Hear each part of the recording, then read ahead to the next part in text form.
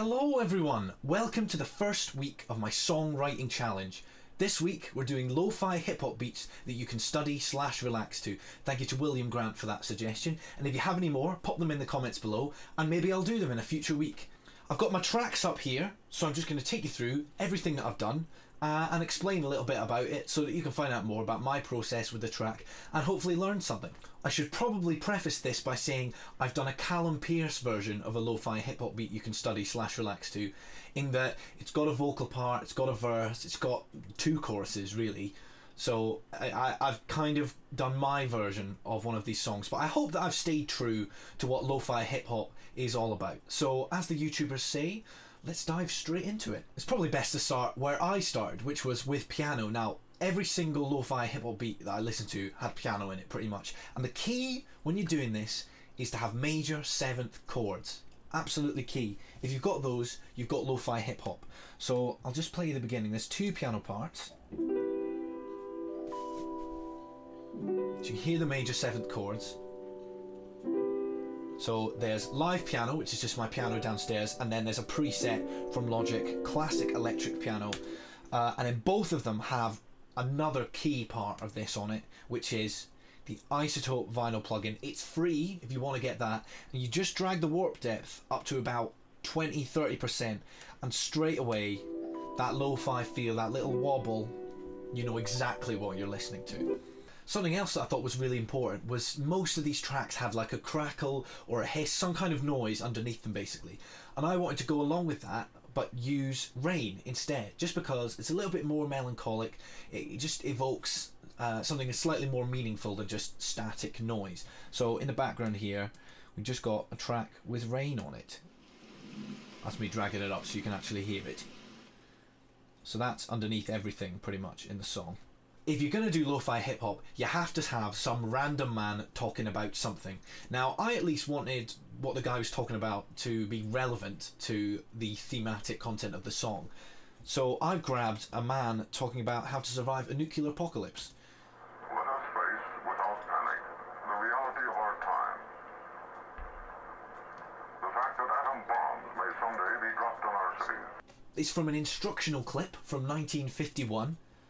And that formed the entire basis for all the lyrics of the song, which basically boils down to, I'm okay with dying in a nuclear apocalypse as long as I die next to the person that I love.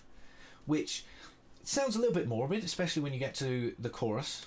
Lovely day, a lovely day to die. It's a lovely day to die. Now what I've done with the vocals here is I've literally just EQ'd out the top and the bottom and then just chucked a distortion plugin on there, just to give it that lo-fi feel. A lovely day to die. So the drums, again, is another preset, and it's just me just playing on my Casio keyboard. Now, obviously, that's not very conducive to playing in time, but because it's lo-fi, you don't have to play in time. When we get to the chorus, to combat the very melancholy message, I've tried to give it a sort of like, moment. You know, something that's like nice and ethereal and glitters over the top. And that comes in the form of this harp and these chimes. So the harp has got a buttload of echo on it. And again, the isotope plugin. That's on almost every track, actually. Also got all through the chorus, you've got bass coming in and guitar. And I think what the best bit about the chorus is when it resolves back into the original key. The D is held on from the B flat major 7th into the C major 7 add 9.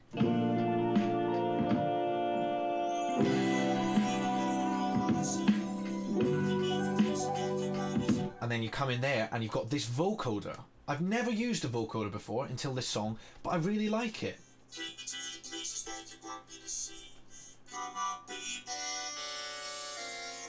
There's not a lot of vocoder in lo-fi hip-hop music, but I felt like it really worked and allowed me to still have a vocal line while exploring some other areas with the rest of the song. bring back the sample there. and radioactivity. The fires may start, and the danger of being crushed in collapsing buildings.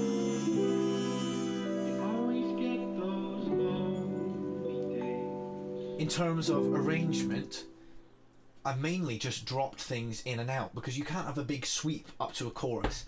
The only way to make something feel big and yet still chill at the same time is to take lots out, so when something hits, it's still sort of lo-fi and relaxing music that you can study/relax to. And I suppose that's really it, actually. There's nothing much more that's very complicated. I'm really proud of this. I didn't think it would turn out so well. And I really hope you've learned something. I certainly learned a lot making the song. And if this has inspired you to make some lo-fi hip-hop beats of your own, please do, and please share them with me, because I'd love to hear what you've made. This has been Calum Pearce. I really hope you've enjoyed the video, and until next time guys, I'll see you later.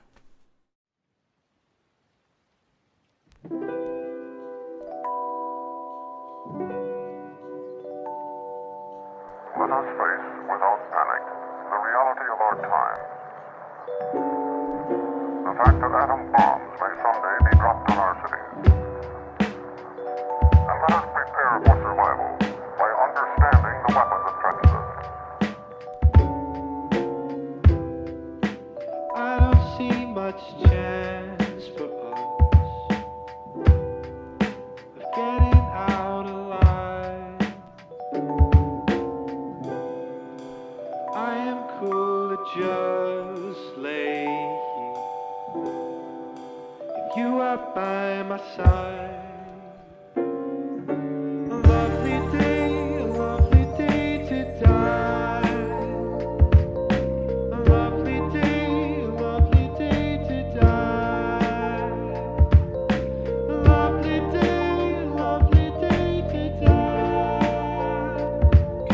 A lovely day to